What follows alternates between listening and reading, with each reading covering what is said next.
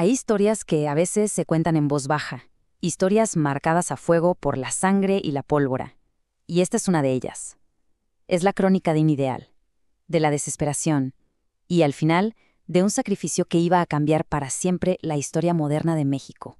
A ver, tratemos de imaginar la escena. Un puñado de hombres, apenas 13, que deciden enfrentarse no solo a un cuartel, sino a todo el aparato del Estado. La pregunta aquí no es tanto cómo lo hicieron, sino por qué.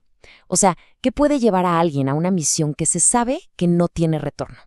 El lugar, Madera, allá en la Sierra de Chihuahua. La fecha, 23 de septiembre de 1965. Y la hora, las 5:45 de la mañana. Justo en esa penumbra, antes de que salga el sol, la historia estaba a punto de dar un giro, uno muy violento. Bueno, pongamos esto en perspectiva. De un lado tenemos a 13 guerrilleros, y ojo, eran maestros, estudiantes, campesinos. Del otro, 125 soldados profesionales bien armados y atrincherados. Las cifras no mienten. Esto no era una batalla. En el papel era un suicidio anunciado. Y esa es la pregunta clave de todo esto. Porque no fue una locura de un momento a otro. Para entender el porqué de esa madrugada, tenemos que irnos un poco para atrás, a conocer la historia de un hombre y su lucha. Una que empezó cuando las palabras dejaron de ser suficientes. Antes de que tomara un rifle, el líder de este grupo, Arturo Gámez García, lo que usaba era un gis. Él era un profesor rural, uno que de verdad creía en la ley y en la justicia.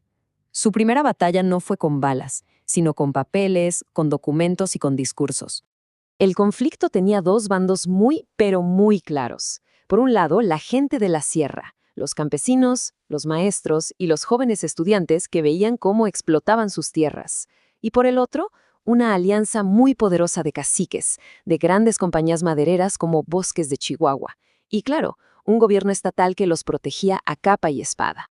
Y estas son sus propias palabras, sacadas de una carta que publicaron apenas 15 días antes del asalto. No suena como la declaración de un grupo que ama la violencia, ¿verdad? Suena más bien como el último recurso de gente que siente que el sistema simplemente les dio la espalda. Y es justo aquí donde la historia da un giro trágico.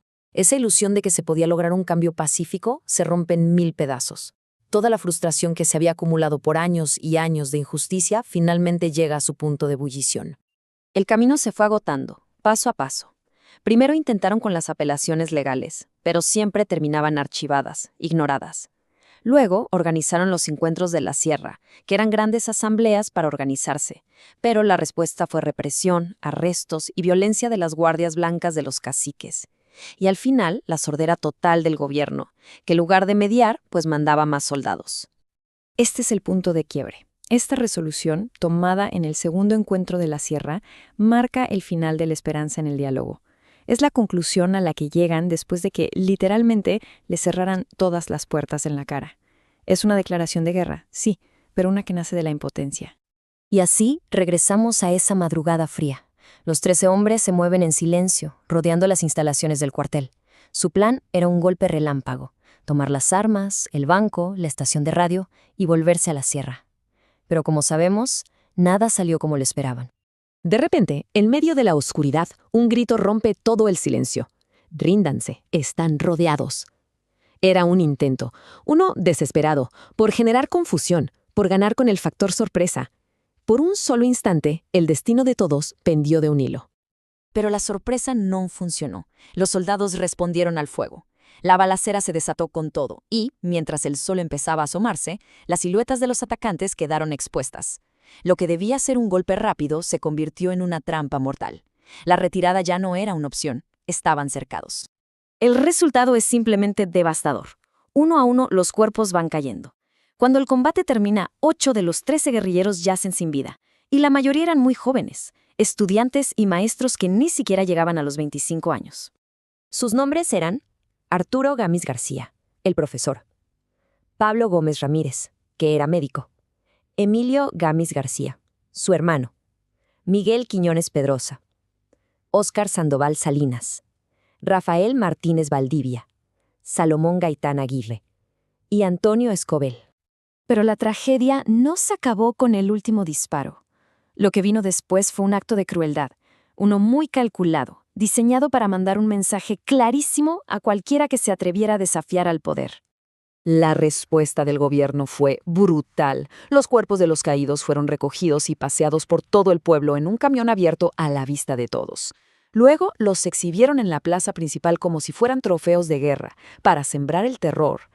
Y cuando ordenaron que los enterraran sin ataúdes en una fosa común, el gobernador de Chihuahua, Práxedes Giner Durán, pronunció la frase que lo marcaría para siempre. Un epílogo terrible para esta historia. Querían tierra, pues denles tierra hasta que se harten. El gobierno seguramente pensó que con esa masacre y con esa humillación había aplastado la rebelión para siempre. Pero se equivocaron. El asalto al cuartel de Madera no fue un final, fue una semilla. Como bien lo señala el historiador Fritz Glockner, este evento se convirtió en un símbolo. Fue de hecho el nacimiento del primer grupo guerrillero moderno en México. Uno que justificaba su lucha no solo por un problema local, sino con un análisis mucho más profundo de la realidad de todo el país. Y ese legado se construyó muy rápido. El ataque de 1965 fue la chispa. Para 1966, los sobrevivientes fundaron el movimiento 23 de septiembre. Y ya para 1973, la organización guerrillera más importante de esa década, la Liga Comunista 23 de septiembre, adoptó esa fecha en su nombre precisamente para honrar a los caídos de Madera. La historia de Madera nos deja con una pregunta que es incómoda, pero muy necesaria. Más allá de los juicios de valor, nos obliga a pensar en qué condiciones pueden llevar a gente común, a maestros y estudiantes, a creer que la violencia es el único camino que les queda. ¿Será que la violencia a veces nace de la más profunda desesperación? Esta crónica se basó en la investigación de múltiples fuentes que han documentado este episodio tan crucial de la historia de México. El crédito por la creación e investigación de este material es de Jaime Ábrego. Gracias por acompañarnos en este recorrido.